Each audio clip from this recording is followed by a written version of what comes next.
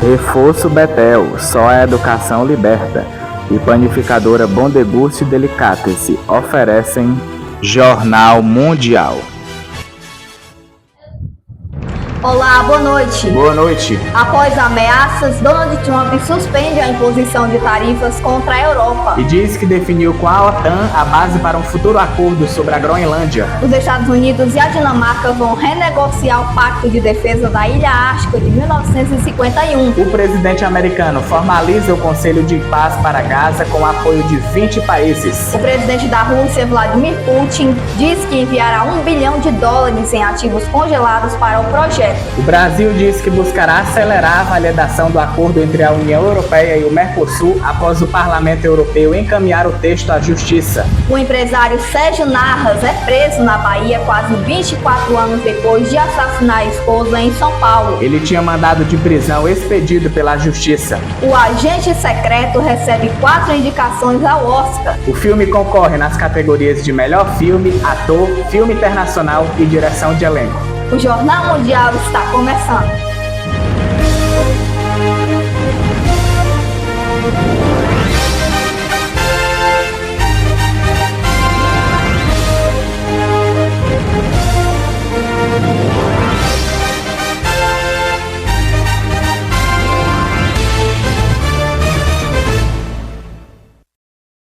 O presidente dos Estados Unidos, Donald Trump, descartou o uso da força para tomar a Groenlândia em seu discurso para líderes mundiais em Davos, na Suíça, ontem, mas exigiu negociações imediatas para adquirir a ilha da Dinamarca.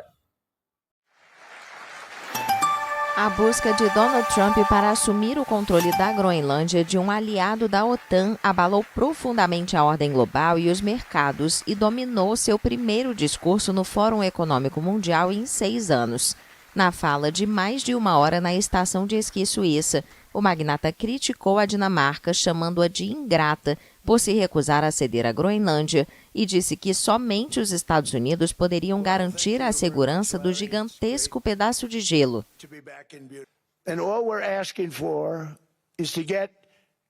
Tudo o que estamos pedindo é para obter a Groenlândia, incluindo o título de propriedade e a posse, porque você precisa disso para defendê-la. Você não pode defendê-la com um contrato de arrendamento. Em primeiro lugar, legalmente não é defensável dessa forma. E em segundo lugar, psicologicamente, quem diabos quer defender um contrato de licença ou um contrato de arrendamento?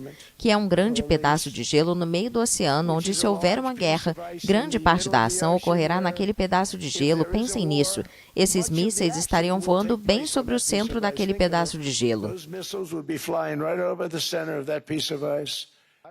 Mas Trump pareceu descartar a ameaça de ação militar em uma mudança drástica em relação às suas ameaças anteriores de que os Estados Unidos poderiam usar a força para assumir o controle da ilha ártica rica em minerais.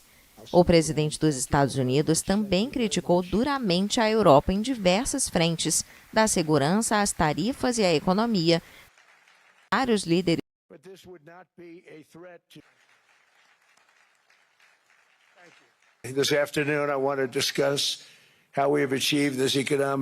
Esta tarde quero discutir como alcançamos esse milagre econômico, como nunca pretendemos elevar o padrão de vida dos nossos cidadãos a níveis nunca antes vistos, e talvez como vocês também, nos lugares de onde vêm, podem melhorar muito fazendo o que estamos fazendo, porque certos lugares na Europa já não são mais reconhecíveis. Podemos discutir sobre isso, mas não há o que discutir. Amigos voltam de diferentes lugares e dizem, não reconheço mais.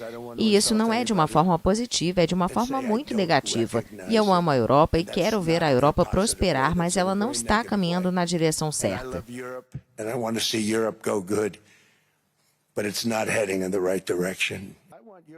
Trump, que deveria se encontrar com diversos líderes em Davos, renovou os ataques ao presidente francês Emmanuel Macron, que usou óculos no discurso em Davos por um problema no olho, e ao primeiro-ministro canadense Mark Carney.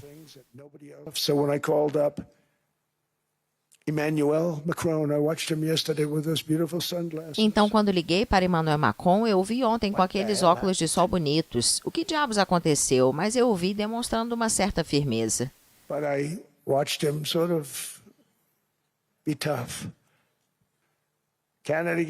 O Canadá recebe muitas vantagens gratuitas de nós, aliás. Eles também deveriam ser gratos, mas não são. Eu assisti ao primeiro-ministro ontem, ele não parecia muito grato, mas eles deveriam ser gratos a nós. O Canadá existe por causa dos Estados Unidos. Trump chegou a Davos com cerca de 2 horas de atraso depois que um problema elétrico obrigou o Air Force One a retornar a Washington e trocar de avião. Donald Trump suspendeu ontem a ameaça de impor novas tarifas para vários países europeus e garantiu que concebeu o marco de um futuro acordo sobre a Groenlândia. Uma fonte afirmou à agência de notícias France Press, nesta quinta-feira, que os Estados Unidos e a Dinamarca vão renegociar o Pacto de Defesa da Groenlândia de 1951. O primeiro-ministro groenlandês afirmou não ter sido informado sobre qualquer acordo envolvendo o território após as declarações do presidente americano. Os Estados Unidos e a Dinamarca vão renegociar um pacto de defesa de 1951 sobre a Groenlândia. A informação foi dada à AFP nesta quinta-feira por uma fonte familiarizada com as conversas entre o presidente Donald Trump e o secretário-geral da OTAN, Mark Rutte. A fonte afirmou que os aliados europeus também vão reforçar a segurança no Ártico, mas insistiu que a transferência de bases americanas para a Groenlândia, sob soberania dos Estados Unidos, não foi discutida. O acordo de defesa, atualizado em 2004, já concede a Washington a liberdade de aumentar o número de tropas americanas, desde que informe as autoridades da Dinamarca e da Groenlândia com antecedência. Os Estados Unidos atualmente possuem uma base no noroeste da Groenlândia, que constitui um elo crucial no sistema de defesa antimíssil americano. Trump anunciou na quarta-feira um acordo preliminar após as conversas com Rutte no Fórum Econômico Mundial em Davos, mas os detalhes do suposto acordo permanecem vagos. Rutte afirmou nesta quinta que uma das linhas de trabalho que emergiu da reunião foi garantir que os chineses e os russos não tenham acesso à economia da Groenlândia ou à sua capacidade militar. As ameaças de Trump de anexar a Groenlândia abalaram a aliança transatlântica e mergulharam a OTAN em sua maior crise em décadas.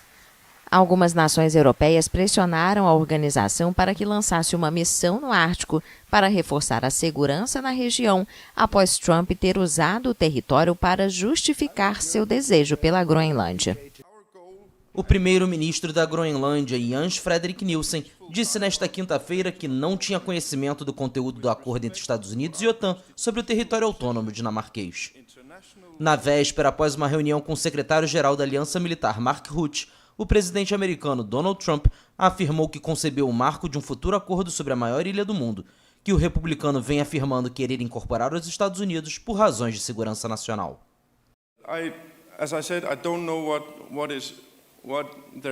Não sei o que há no acordo ou no negócio sobre o meu país, que ao longo de algumas discussões às quais não estive presente, não sei o que há de concreto nele. O que estou dizendo é que temos um grupo de trabalho de alto nível que vai resolver isso. Nielsen destacou que ninguém além da Groenlândia e do Reino da Dinamarca tem mandato para celebrar acordos ou convenções sobre a Groenlândia e o Reino da Dinamarca, e foi categórico.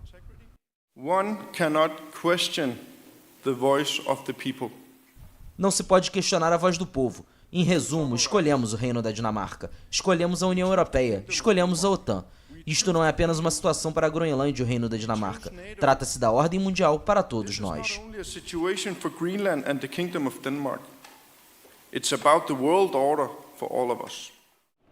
O premier ressaltou que a Groenlândia e a Dinamarca seguem em busca de um diálogo pacífico baseado na cooperação, com respeito pela posição constitucional, pelo direito internacional, pelo direito ao país e pelo direito à autodeterminação. Na quarta-feira, Trump recuou das ameaças de tomar o território autônomo à força e mais detalhes sobre o acordo firmado com Rutte não foram divulgados.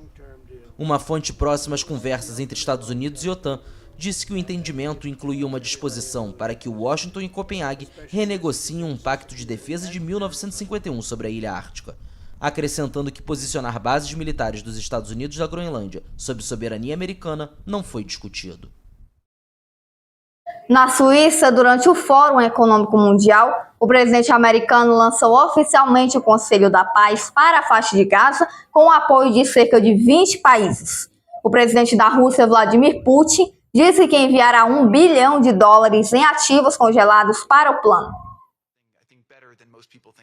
Jared Kushner, genro do presidente dos Estados Unidos Donald Trump, apresentou slides ilustrando o plano para uma nova Gaza no Fórum Econômico Mundial em Davos, na Suíça, nesta quinta-feira.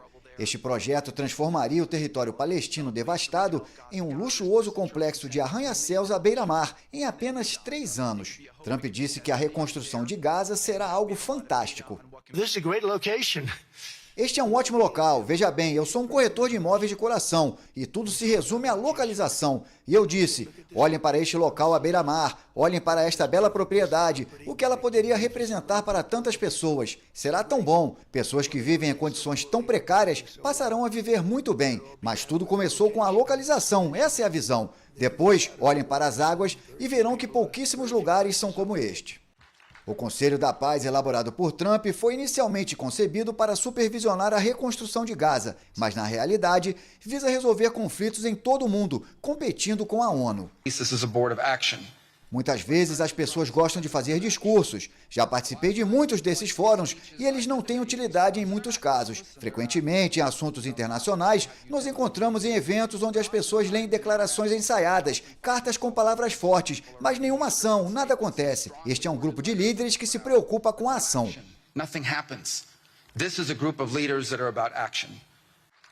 A adesão ao Conselho da Paz tem se mostrado controversa, com Trump tendo convidado o presidente russo Vladimir Putin, que invadiu a Ucrânia há 4 anos. Trump disse que Putin concordou em participar, enquanto o líder russo afirmou que ainda estava analisando o convite. Os membros permanentes também precisam pagar $1 bilhão para participar, o que gerou críticas de que o Conselho poderia se tornar uma versão no estilo "pague para jogar" do Conselho de Segurança da ONU.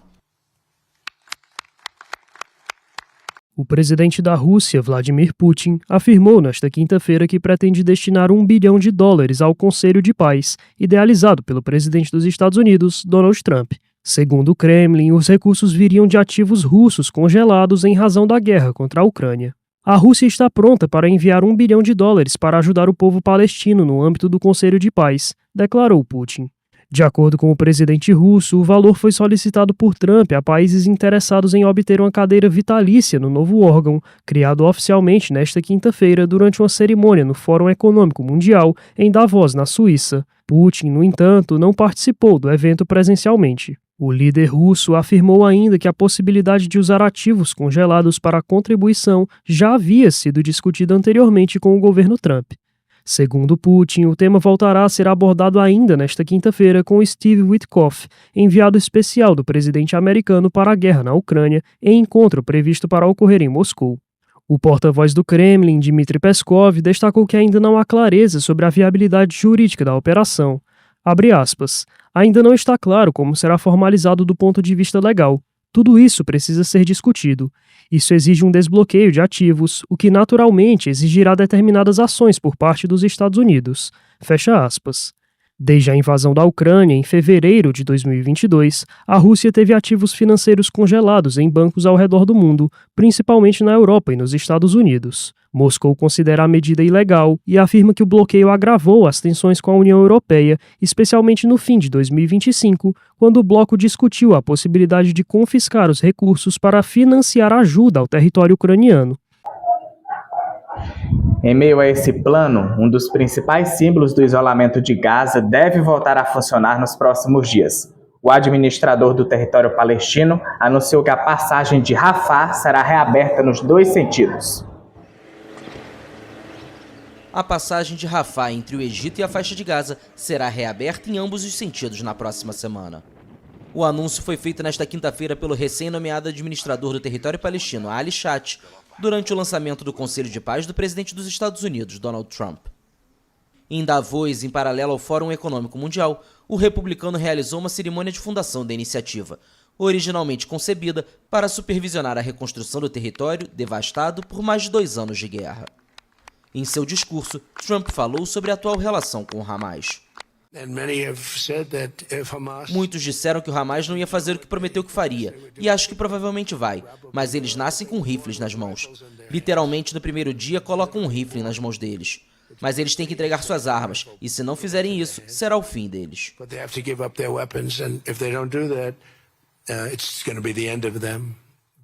Chat, nomeado para chefiar um comitê de 15 tecnocratas palestinos, que vai supervisionar a administração do território dentro de um plano estabelecido por Trump, destacou que para os palestinos em Gaza, Rafah é mais do que uma porta de entrada, é uma tábua de salvação e um símbolo de oportunidade. A abertura de Rafah indica que Gaza não está mais fechada para o futuro e para o mundo. O governo brasileiro afirmou ontem que seguirá empenhado em acelerar a ratificação do acordo entre a União Europeia e o Mercosul, após o Parlamento Europeu ter encaminhado o texto à Justiça Comunitária para análise de sua legalidade. O governo brasileiro afirmou nesta quarta-feira que vai continuar trabalhando para acelerar a ratificação do acordo firmado entre a União Europeia e o Mercosul, depois que o Parlamento Europeu encaminhou o texto à Justiça Comunitária para uma revisão de legalidade. A medida da Eurocâmara, tomada numa votação em Estrasburgo, na França, pode frear a criação de uma das maiores zonas de livre comércio do mundo. O Itamaraty disse à AFP que o governo brasileiro confere toda a prioridade à ratificação do acordo Mercosul-UE e seguirá trabalhando para acelerar seus trâmites internos de aprovação. O Ministério das Relações Exteriores acrescentou que busca garantir que todas as condições para sua plena entrada em vigor estejam satisfeitas com a maior celeridade possível. Assinado no sábado em Assunção, o acordo comercial entre os 27 Estados-membros da União Europeia e Brasil, Argentina, Paraguai e Uruguai precisa ser ratificado pelo Parlamento Europeu. Embora a decisão da Eurocâmara atrase esse processo, a Comissão Europeia, o braço executivo da UE, pode decidir implementá-lo de forma provisória e parcial. O acordo, que vinha sendo negociado desde 1999 entre a União Europeia e o Bloco Sul-Americano, cria um mercado que representa 30% do PIB mundial e abrange mais de 700 milhões de consumidores. Foi preso hoje na Bahia o empresário Sérgio Narras, quase 24 anos depois de ter assassinado a esposa, Fernanda Orfale, em São Paulo. O empresário Sérgio Narras foi preso na Bahia quase 24 anos depois de ter assassinado a esposa, Fernanda Orfale, em São Paulo. A prisão ocorreu no sábado, dia 17, em Praia do Forte, mesmo destino turístico onde o casal passou a lua de mel antes do crime. Sérgio, atualmente com 61 anos, foi condenado a 8 anos e 2 meses de prisão em regime fechado pela morte da esposa. A Justiça expediu um mandado de prisão em 25 de junho de 2025. Desde então, o nome e a foto dele passaram a constar na difusão vermelha da Organização Internacional de Polícia Criminal, Interpol, lista usada para localizar foragidos internacionais. No sábado, ele foi reconhecido por uma câmera de vídeo monitoramento facial na Praia do Forte, em Mata de São João, no litoral norte da Bahia. Sérgio Narras estava hospedado em um condomínio de luxo. Conforme a polícia militar, com o empresário, os agentes encontraram 17 pinos de cocaína, 3 celulares, um carro modelo Audi, cartões de crédito e medicamentos de uso contínuo. O crime aconteceu em 2022 no apartamento do casal, em São Paulo. Na época, Fernanda Orfale tinha 28 anos. Segundo o Ministério Público, Narras matou Fernanda após se sentir ameaçado ao ser confrontado pela esposa, que teria descoberto traições e o uso de drogas e temia a divisão dos bens caso a mulher pedisse o divórcio. Para o Ministério Público, Fernanda se trancou no closet para tentar se proteger, mas Narras teria arrombado a porta. Em seguida, ele teria feito 2 disparos. Laudo oficial da perícia apontou que o primeiro atingiu a vítima e o segundo saiu pela janela. Sérgio Narras foi condenado em 2018 pelo Tribunal de Justiça de São Paulo a 7 anos de prisão em regime semiaberto. A defesa recorreu da decisão, o que fez o processo continuar em instâncias superiores e chegar ao Supremo Tribunal Federal, STF. A pedido do Ministério Público, o Supremo Tribunal Federal aumentou a pena. Na época, como ainda existiam recursos possíveis, Sérgio Narras respondeu ao processo em liberdade, sem cumprir a pena naquele momento. Em junho de 2025, todos os recursos possíveis se esgotaram e o processo foi encerrado. Com isso, a Justiça de São Paulo expediu um mandado de prisão para que a pena começasse a ser cumprida. A seguir, um acidente com um ônibus deixa 5 pessoas mortas e 43 feridas em Minas Gerais. E o filme O Agente Secreto recebe 4 indicações ao Oscar.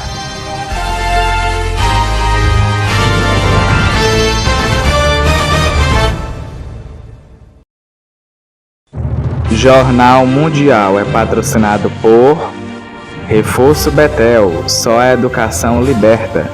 Panificadora Bom Deguste Delicatessen, surpreenda-se com o sabor. E vereador Dinho do Frango, para fazer a diferença.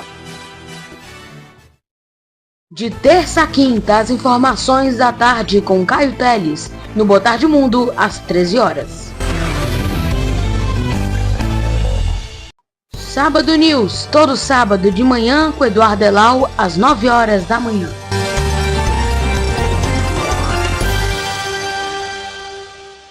Revista do Domingo, seu noticiário no domingo com Clara Bezerra, às 19 horas.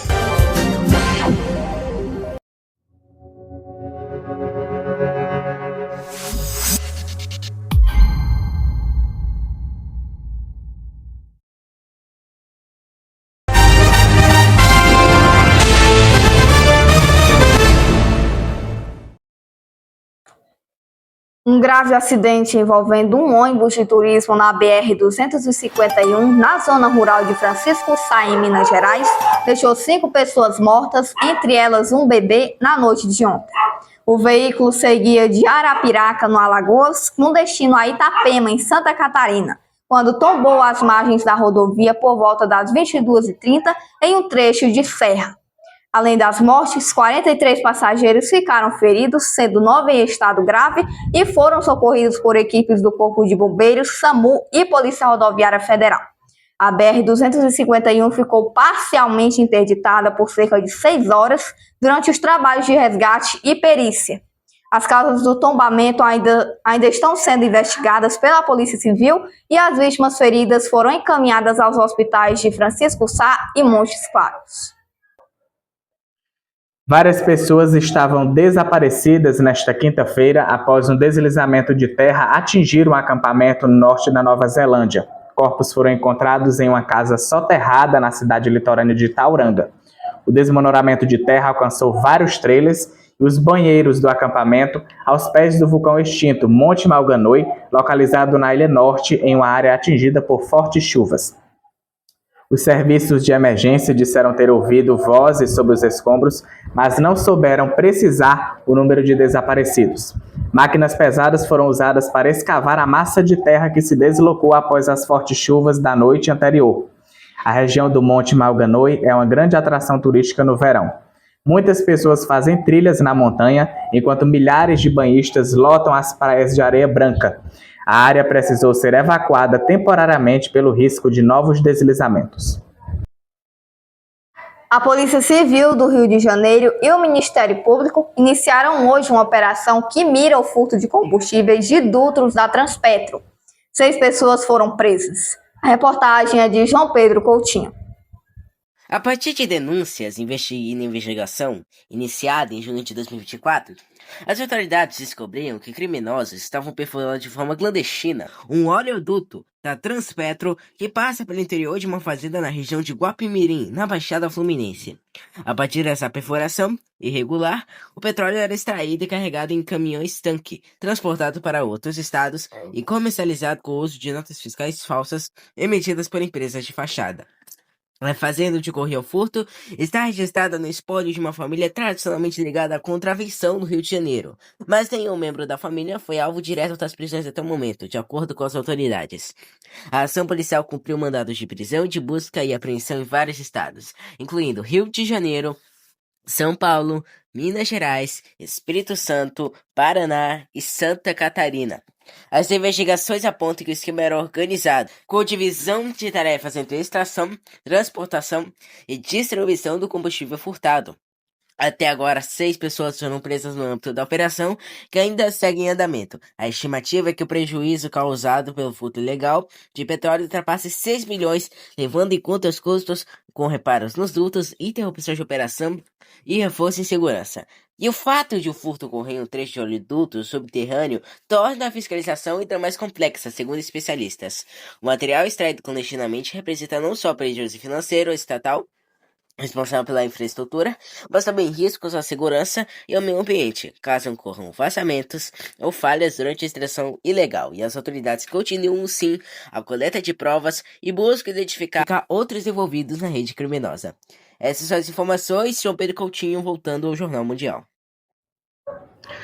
O Japão suspendeu a reativação da maior usina nuclear do mundo após um incidente. A reabertura desagradou a população local, que deve aumentar a pressão para que a usina permaneça fechada. A reativação da usina nuclear de Kashiwazaki-Kariwa, a maior do mundo, foi suspensa nesta quinta-feira no Japão, horas depois do início do processo.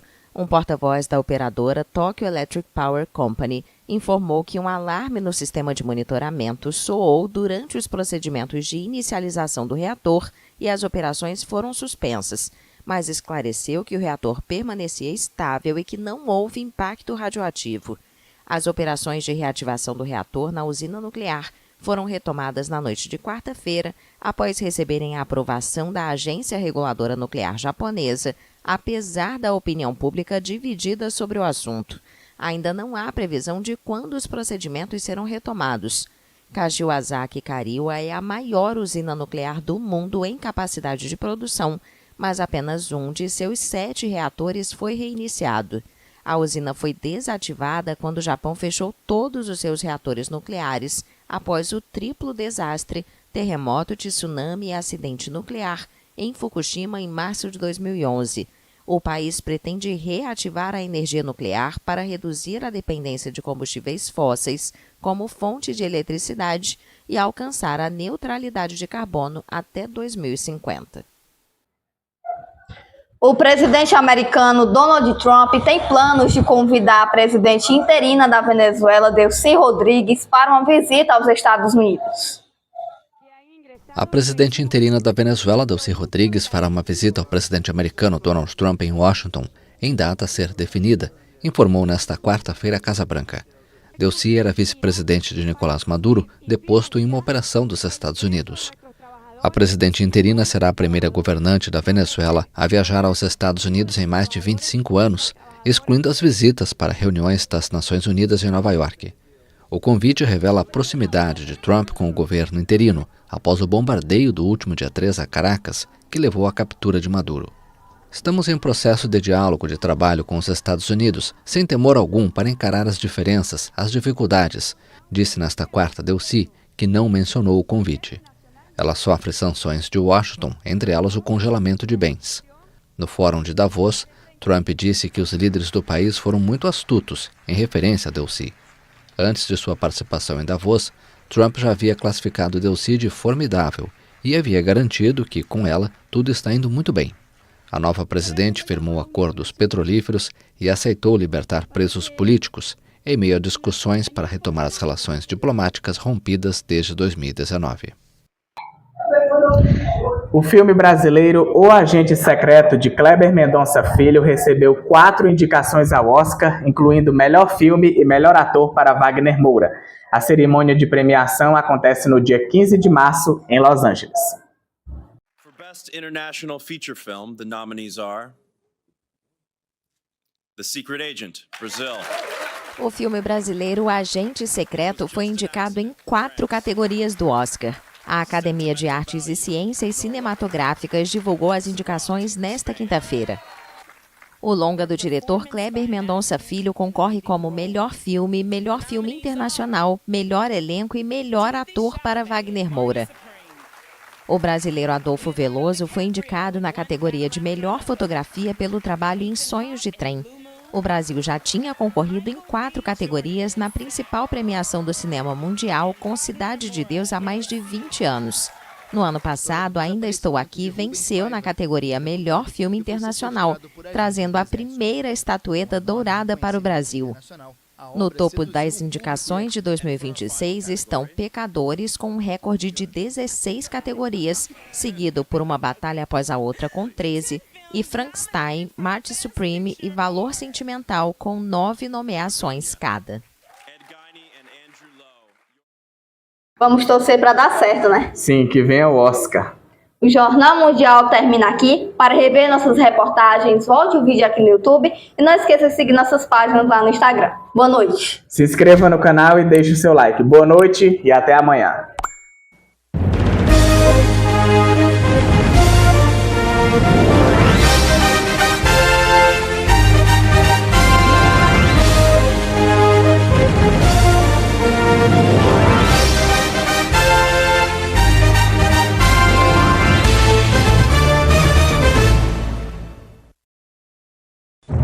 Jornal Mundial é patrocinado por Reforço Betel, só a educação liberta. Panificadora Bom Deguste Delicatessen, surpreenda-se com o sabor. E vereador Dinho do Frango, para fazer a diferença.